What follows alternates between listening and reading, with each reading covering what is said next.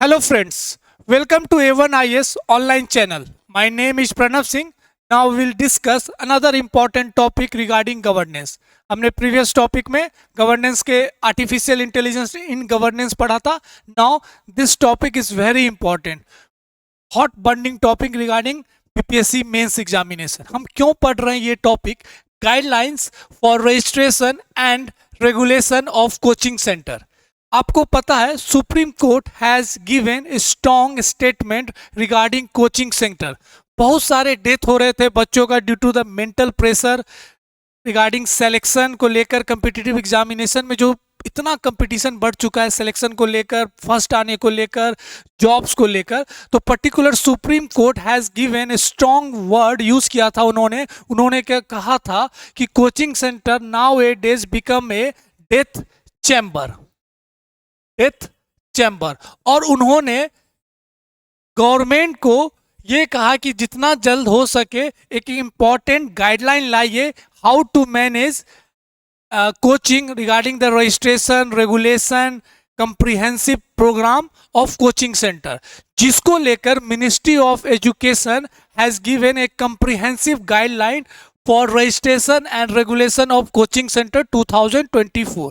आपने एक important case देखा था, एक घटना हुई थी दिल्ली में एक इंपॉर्टेंट कोचिंग के जो बेसमेंट में स्टडी होती थी, प्रिपरेशन होता था, वहाँ पे कुछ जो एस्पिरेंट्स थे यूपीएससी के, उनका डेथ हुआ था due to the rain water clogging के कारण वो डेथ हुआ था, जिसको लेकर स्ट्रॉन्ग डिबेट शुरू हो गया कि how coaching centre are manage. उनके इंफ्रास्ट्रक्चर पे सवाल होने लगा, उनके फैसिलिटीज़ के ऊपर सवाल होने लगा, उनके एमिनिटीज़ पे सवाल होने लगा, and the false advertisement regarding their all about coaching. तो ये सब हमेशा इंपॉर्टेंट टॉपिक रहा है इन द गवर्नेंस. तो जब भी बीपीएससी मेंस में इस चीज़ को लेकर, टॉपिक को लेकर कोई सवाल आएगा तो ये आपको पता होना चाहिए. इसको लेकर एक इंपॉर्टेंट गाइडलाइंस लाया गया by the central government. Now important regarding this guideline, सबसे पहला इंपॉर्टेंट है what is coaching centre. What is coaching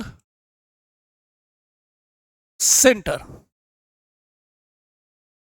According to the guideline, coaching center is a center which is run, established and administered by a person for a study of a program. Particular program के लिए वो एक important building रखते हैं, administer करते हैं, run करते हैं. कम्पिटिटिव एग्जाम प्रोग्राम हो जहाँ पे more than 50 students are engaged. तो जहाँ पे 50 स्टूडेंट्स से ज़्यादा होंगे, मोर देन 50 स्टूडेंट्स, उस जगह को हम कोचिंग सेंटर कहेंगे. तो this is the important regarding the guideline. उन्होंने गाइडलाइन में डिफिनेशन बताया है कि कोचिंग सेंटर किसे कहा जाएगा. After that the important guidelines के बारे में हम पढ़ेंगे कि क्या क्या इंपॉर्टेंट गाइडलाइंस में बात की गई है. जो सबसे पहला चीज है रजिस्ट्रेशन.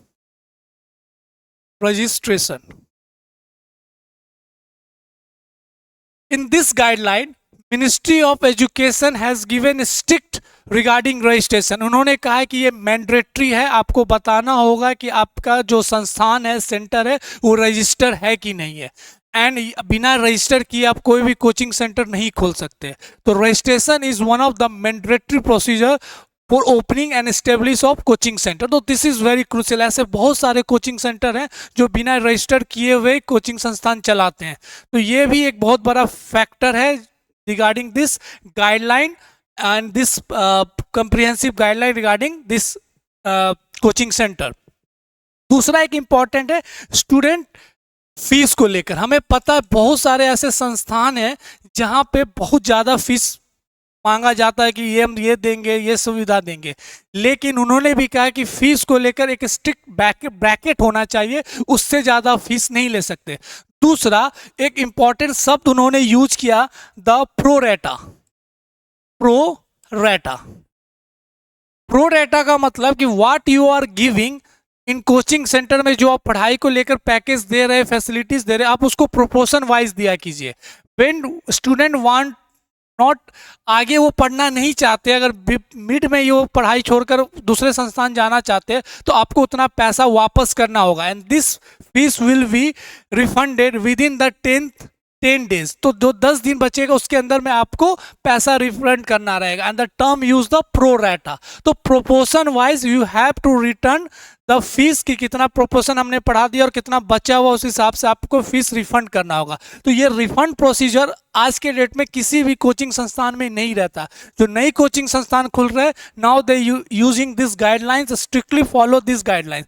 थर्ड इंपॉर्टेंट चीज है इंफ्रास्ट्रक्चर। इंफ्रास्ट्रक्चर की हम बात करें, इट इज वेरी इंपॉर्टेंट, क्योंकि हमने अभी एग्जाम्पल में दिल्ली के बारे में बात किया। Third, infrastructure facilities. उन्होंने स्ट्रिक्टली कहा है कि अगर आप कोई कोचिंग संस्थान चलाते हैं तो पर्टिकुलर 1 स्क्वायर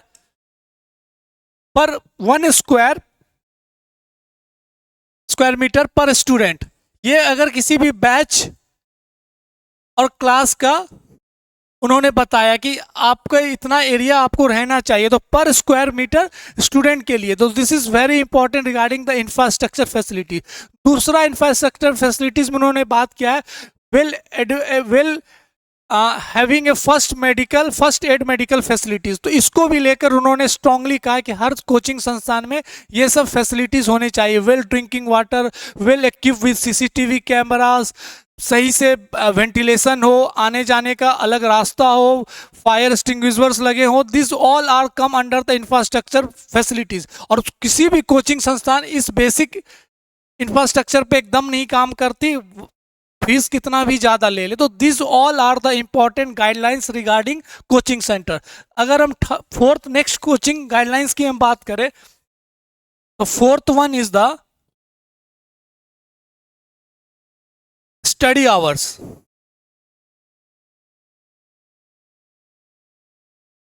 गाइडलाइन में ये स्ट्रिक्टली कहा गया है कि कोचिंग संस्थान का जो टाइमिंग होगा और जो स्कूल्स के टाइमिंग होंगे वो एक दूसरे के साथ कोलाइड नहीं कर सकते। कहने का मतलब अगर स्कूल आवर से 8 से 12 है तो कोचिंग संस्थान उस समय नहीं कोचिंग बैचेस लाएंगे या कोचिंग नहीं चलेंगी। Coaching hours after the study, जो स्कूल और कॉलेज, स्कूल के और कॉलेज की जो टाइमिंग होगी उसके बाद चलेगा। तो दिस इज वेरी इंपॉर्टेंट। माना जाता है कि बहुत सारे ऐसे कॉलेजेस स्कूल है जहां पे कोचिंग को लेकर वो खुद बढ़ावा देते हैं। तो regarding this is strong guideline in the coaching centre 2024। दूसरा, स्टूडेंट इनरोलमेंट को लेकर जो बात किया गया है, उन्होंने कहा कि no student can be enrolled below 16 years. Below 16 years, अगर 16 साल से कम है और अगर वो 12th पास नहीं है तो can not taken admission in any coaching. और कोचिंग को भी बोला गया कि आप एडमिशन नहीं लेंगे। दूसरा एक इंपॉर्टेंट चीज आप देखिए, बहुत कुछ महीनों पहले, एक साल पहले, एक बहुत बड़ी एडटेक कंपनी थी, एजुकेशन टेक्नोलॉजी कंपनी थी, उन्होंने क्लास 6 से ही कोडिंग को लेकर एक इंपॉर्टेंट कोर्सेस लॉन्च किया था। तो आप मान सकते हैं क्लास 6 से कोचिंग में आपकी जो बेसिक स्टडी है 6 से लेकर 12 तक वो पढ़ना बहुत जरूरी है। आप क्लास 6 में ही कोडिंग करना सीख जा रहे हैं, ये this all are the misleading information which एक तरीके से कैरियर को तरीके से ब्लैक बोल सकते तबाह किया जाता है। तो this all are the important factor where guidelines released by the ministry of education. Next important है मेंटल वेलबिंग।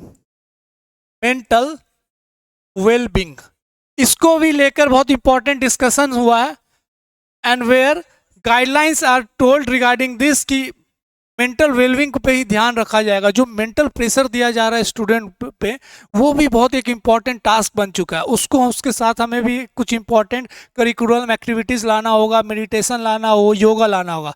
पढ़ाई तो जरूरी है, साथ साथ में mental wellbeing is also one of the important part, जिसका रिस्पॉन्सिबिलिटी किसे जाता है, कोचिंग सेंटर। तो this all are the important guidelines regarding coaching centre which is released by ministry of education in 2024। तो दिस इज वेरी इंपॉर्टेंट। जब भी governance में हो, एग्जाम्पल लिखना हो, तो ये गाइडलाइंस के बारे में आपको पता होना चाहिए। सेकेंड पार्ट अगर हम इसमें बढ़ेंगे आगे, again this important area where we have to discuss, second thing is the misleading ad by the coaching industries. Misleading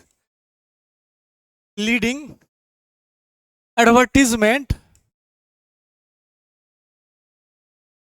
by coaching centers. This is also important one and another topic regarding this. ये अलग चीज है, misleading advertisement को लेकर, guideline को लेकर अलग चीज था जो मिनिस्ट्री ऑफ एजुकेशन के बारे में बात करते हैं, and this is the different thing. ये इसलिए आया था, आपको पता, आप एक यूपीएससी और बीपीएससी एस्पिरेंट्स है, आपको पता है बहुत सारे कोचिंग संस्थान जो मिसलीडिंग एडवर्टीजमेंट देते हैं, जो फॉल्स प्रोमिसेस करते हैं, उसको भी लेकर एक स्ट्रॉन्ग गाइडलाइन लाया गया by the central consumer protection authority. This is very important, जिन्होंने एक इंपॉर्टेंट गाइडलाइन लाया है to the prevention misleading advertisement regarding coaching centre. बहुत सारे कोचिंग सेंटर्स हैं जो फॉल्स प्रोमिसेस कर रहे हैं सिलेक्शन को लेकर, उसके बाद स्टूडेंट्स को लेकर कि ये स्टूडेंट्स हमारे यहाँ से पास हुए हैं, ये स्टूडेंट्स फर्स्ट अटेम्प्ट में इन्होंने इतना रैंक लाया, फीस को लेकर. तो this all are the misleading advertisement can change the pattern of study. और एक तरीके से स्टडी का जो एक पैटर्न है, तरीका है, जो बहुत इंपॉर्टेंट बेसिक चीज होता है, उससे आप भटकते हैं. तो this all are the important, जिसको लेकर स्ट्रांगली इंपॉर्टेंट गाइडलाइन. और इन्होंने बहुत सारे कोचिंग पे फाइन भी लगाया, 45 कोचिंग के ऊपर फाइन लगाया है रिगार्डिंग मिसलीडिंग, जिन्होंने क्लेम किया था कि ये स्टूडेंट्स हमारे यहाँ से सिलेक्शंस लाए, पर्टिकुलर वो कोचिंग वहाँ पे पढ़ाई उन्होंने पढ़ाई नहीं है. अब बहुत ऐसे कोचिंग है, मैं उनका नाम नहीं लेना चाहता, जो दिल्ली बेस्ड कोचिंग्स हैं जिन्होंने मिसलीडिंग एडवर्टीजमेंट निकाला था. बाद में मालूम चला कि they all the false claim by particular coaching. तो इसको भी लेकर बड़ा ध्यान में रखा गया, and this authority has given important guidelines regarding this. इसमें भी कुछ इंपॉर्टेंट पॉइंट्स है जो आपको पता होना चाहिए फॉर द एग्जामिनेशन. पहला, regulation of advertisement. Regulation of advertisement. दूसरा, student success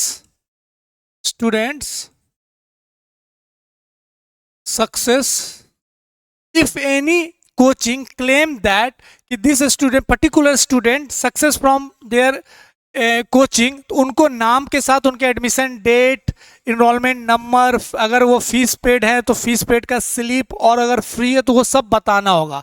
अगर कोई स्टूडेंट बताते कि पर्टिकुलर हम यहीं से हैं, they advertise particular student success, तो उनको उनका रिटन कंसेंट लेना पड़ेगा. तो this all are the important one. बिना कंसेंट लिए कोई भी कोचिंग एडवर्टीजमेंट में लगा देती थी, और they try to mislead the upcoming aspirants, कि उनको लगता था अच्छा ये यहीं से सेलेक्ट हुए हैं, और वो एक तरीके से मिसलीड होते थे. तो इसको ध्यान में रखते हुए this all are the important student concern को लेकर बातचीत किया गया है. This is the important in this guideline by the central consumer protection authority. Next important चीज है convergence with the national helpline. Convergence with national helpline. This is also important. Any problem if you faced in the era of in the period of preparation in the coaching field, आपके पास एक ऐसा helpline number होगा जहां पे आप complain कर सकते हैं पर्टिकुलर कोचिंग के फैसिलिटीज़ को लेकर, इंफ्रास्ट्रक्चर को लेकर, फीस को लेकर, या एनी मिसलीडिंग एडवर्टीजमेंट को लेकर. तो उन्होंने भी एक पर्टिकुलर गाइडलाइन जारी किया है, and help and talking about the helpline number, national helpline number, जिससे बहुत इजी एक्सेस लिया जा सकता है. तो this all are the important thing regarding this guideline, जो मिसलीडिंग एडवर्टीजमेंट बाय कोचिंग, जहां पे सेंट्रल कंज्यूमर प्रोटेक्शन ऑथोरिटी ने जारी किया. तो this two important topic is very important, क्योंकि बीपीएससी में भी कोचिंग संस्थान के ऊपर सवाल उठा था कि बहुत सारे कोचिंग संस्थान हैं जो पेपर लीक कराने में उनका नाम आया. By the press conference of economic intelligence unit, उन्होंने पर्टिकुलर 2 और 3 कोचिंग संस्थान के बिना नाम लिए उन्होंने बताया कि मिसलीडिंग और मिसमैनेजमेंट लीकेज को लेकर इनका नाम आ सकता है. तो फॉर दैट रीजन ये सवाल आने का चांसेस है रिगार्डिंग दिस एडवर्टीजमेंट गाइडलाइंस और मिसलीडिंग एडवर्टीजमेंट. तो ये सब बहुत इंपॉर्टेंट टॉपिक हो जाता है in the governance and for the upcoming UPSC and BPSC examination. Now we move next important topic, lateral entry in UPSC. This is very much in news. बहुत news में रहा था, क्योंकि गवर्नमेंट ने एक इम्पॉर्टेंट नोटिफिकेशन निकाला था for the post of joint secretary and secretary level in different department, जो मिनिस्ट्रीज होती है। ये बहुत न्यूज़ में हमेशा रहता है, क्योंकि लेटरल एंट्री को ये भी सवाल आता है कि can lateral entry be useful in governance, और some time lateral entry violate the fundamental rights, constitutional rights. तो इस पे हमेशा एक सवाल आता है। तो ये हो सकता है, there is a lots of chances when we talk about the UPSC BPSC aspirants, कि हमें पता होना चाहिए लेटरल एंट्री क्या होता है या गवर्नेंस में इसका कैसा यूज हो सकता है। तो दिस इज वेरी इंपॉर्टेंट। अब समझते हैं what is lateral entry. Basically, lateral entry can refers a recruitment process to a person जो outside the usual bureaucratic method होता है, उससे आउटसाइड जाकर ये तरीका यूज किया जाता है, उसी को हम कहते हैं लेटरल एंट्री। अगर हम ये कार्टून से समझे, जो नॉर्मल प्रोसीजर है, एक जो हायरार्की बना हुआ है, जो मेथड बना है यूपीएससी में सिलेक्शंस के लिए, क्या है, प्रीलिम्स, मेंस, रिजर्वेशन अगर है, उसके बाद आपका interview, then selection, and this is the lateral entry. No prelims, no mains, no reservation policy, direct enter to the senior level post like joint secretary, secretary. तो this is very important regarding the lateral entry. अब इसमें से common चीज निकला है कि opposition party have raise their voice regarding reservation method, जो यहाँ पे कोई रिजर्वेशन पॉलिसी नहीं लाया गया। लास्ट में गवर्नमेंट प्रेशर में आकर दे रिस्पॉन्ड, और उन्होंने अपना नोटिफिकेशन बाहर कर लिया कि दे विड्रॉ देयर नोटिफिकेशन। तो दिस इज वेरी इंपॉर्टेंट, बहुत न्यूज में रहा था। दूसरा इंपॉर्टेंट चीज है लेटरल एंट्री को लेकर, when government decided for the 45 post of lateral entry, 45 post, इन्होंने कहा कि there is no reservation policy, there no reservation policy. लेकिन बड़ा इस पे कंफ्यूजन हुआ कि यहाँ पे रिजर्वेशन क्यों नहीं होगा। तो दे पॉइंट आउट कि हर पोस्ट, हर डिपार्टमेंट में एक सिंगल पोस्ट है। जो मेथड यूज किया जाता है, that method is known as 13 point roster, 13 point roster policy. इसका मतलब कि लगभग हर 14 पोस्ट पे एक रिजर्वेशन साइकिल यूज किया जाता है। तो इसके हिसाब से लगभग 22 से 25 seats for reservation for SC ST OBC, and there is no reservation when government notification निकाला। तो ये भी बहुत बड़ा न्यूज में रहा था, 13 पॉइंट रोस्टर पॉलिसी रिजर्वेशन को लेकर। नेक्स्ट इंपॉर्टेंट चीज है, क्या ये गवर्नेंस के लिए यूज हो सकता है, why lateral entry is very useful regarding governance. तो वो भी हम समझेंगे in the argument in the favour and argument in against की लेटरल एंट्री गलत है। Now next important thing is that lateral entry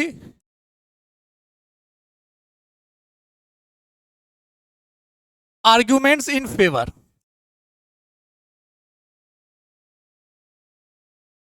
उससे पहले हम एक पॉइंट समझते हैं regarding the evolution of lateral entry in India.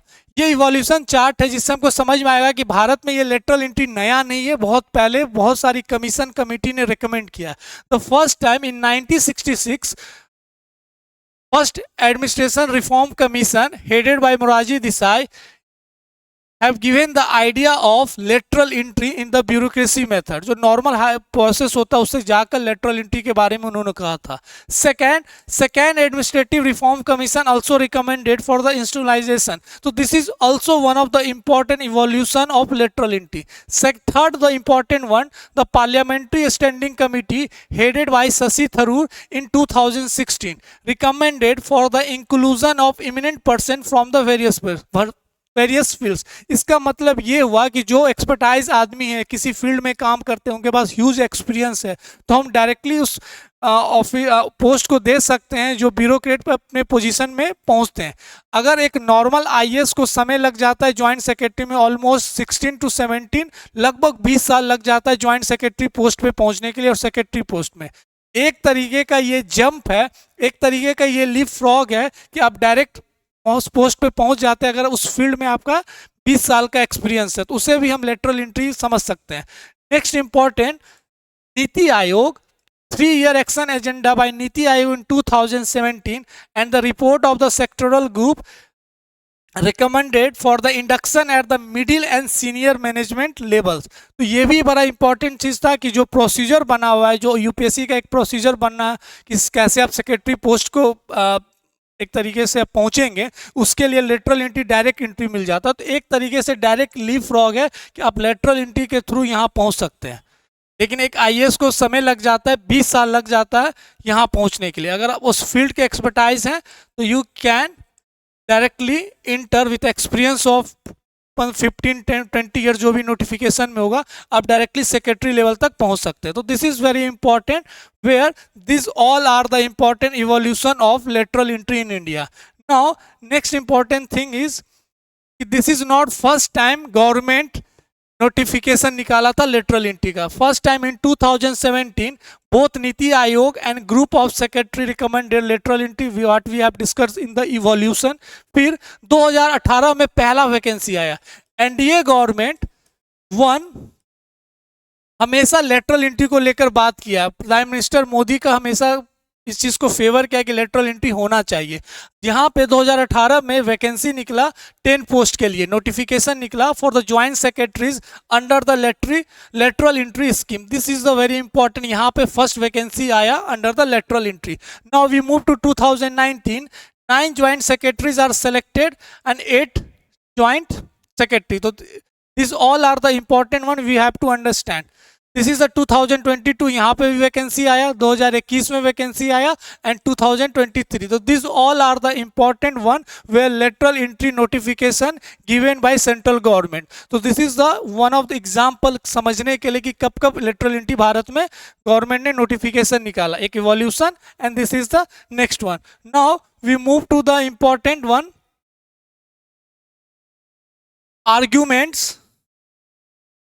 arguments in favor of lateral entry. Arguments in favor of lateral entry. इसमें हर तरीके की बात की गई। जो सबसे बड़ा इंपॉर्टेंट चीज है, जो first point we have to understand is that it specialised skill and expertise. Specialised skill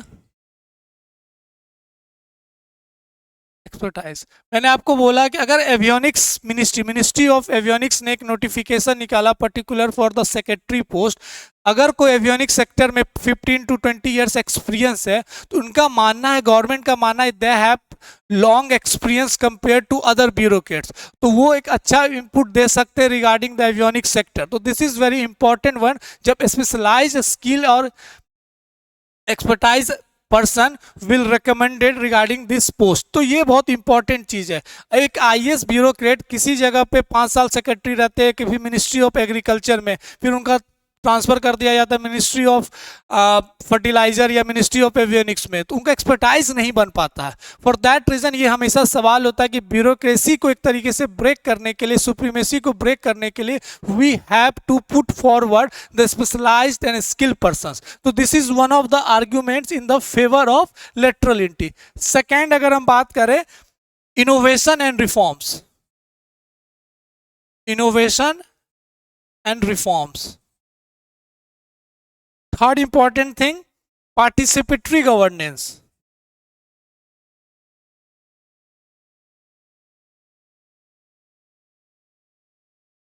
And fourth one is the filling the gap. So these all are the important points regarding arguments in the favor of lateral entry. Innovation and reforms में फिर से कह रहा, अगर specialised and expertise person है तो they have more innovative ideas and reforms compare to other bureaucratic, जिनका एक तरीके से पार्शियली एक्सपीरियंस होता है पर्टिकुलर सेक्टर में। फॉर दैट रीजन एक हम एक्सपर्टाइज पर्सन को लाएंगे तो they have more innovative ideas. Now we move to the third point, participatory governance. Again we first जब हम लेक्चर शुरू कर रहे थे तो हम ये ने आपसे पूछा भी था, can lateral entry be useful in governance, या इंपॉर्टेंट रोल प्ले कर सकता है? तो यस, पार्टिसिपेटरी गवर्नेंस बढ़ाने के लिए we can approve lateral entry in this procedure in the ministries और department of government of India. तो this all are the important. Filling the gap, एक रिपोर्ट के हिसाब से इन 2023 हमें लगभग 1500 ब्यूरोक्रेट्स की कमी है। दैट टाइम अब हम एक प्रोसीजर बना हुआ है यूपीएससी के थ्रू, हम वैसे फिल कर सकते हैं। We can leapfrog through this procedure. तो लेटरल एंट्री के थ्रू जो गैप बना हुआ है, we can fulfil the bureaucrats. तो this is also one of the important arguments in the favour. और बहुत सारे commissions we have already seen in the previous slide कि बहुत सारे commission committee recommended lateral entry in UPSC. Now there is arguments in favour, तो against में भी कुछ बातें तो होंगी। अगेंस्ट इज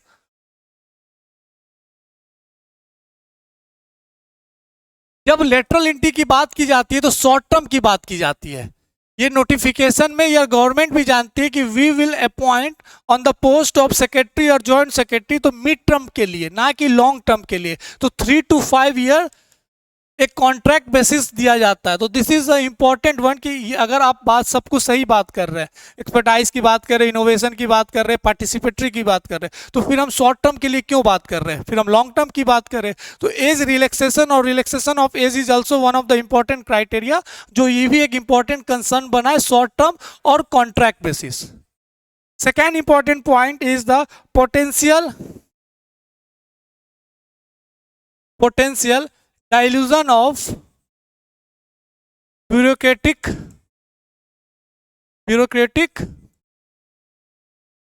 मेथड, या जो ब्यूरोक्रेटिक जो फॉर्म है हमारे यहाँ पे, उसको एक तरीके से डाइल्यूट करने के लिए ये lateral entry will be at danger. तो this all are the important point. और लेटरल एंट्री में ये भी बात किया गया कि this violate the constitutional rights और रिजर्वेशन पॉलिसी। तो this all are the important point against of the lateral entry.